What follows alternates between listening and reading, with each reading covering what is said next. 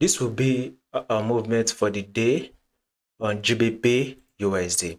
So we have to expect GBP USD to come to a level of let's target a level of 1.34900. That will be my targets for the day. So today's video is brought to you by Invest Social.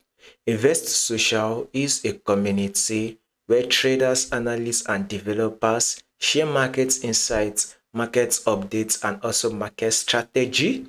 You can be part of this community by visiting investsocial.com. Note Invest Social is a community and it has sections for forex, stocks, indices, and also crypto.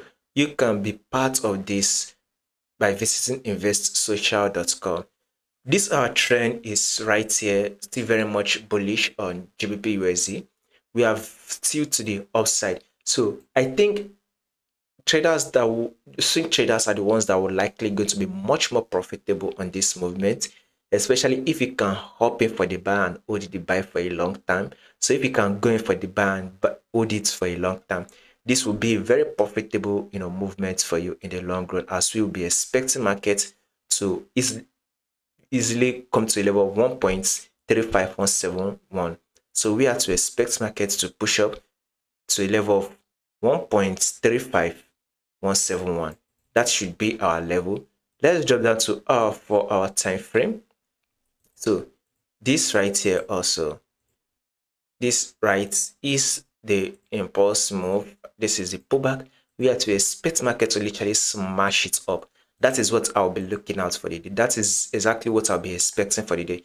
So with that movement, we should look to grab between 50 pips. If we do not hit 50 pips this Friday, we are likely to hit it by next week, Monday. But whatever market we do, I'll make sure I am here to give you guys the updates and I'm here to let you guys know what you'll be doing.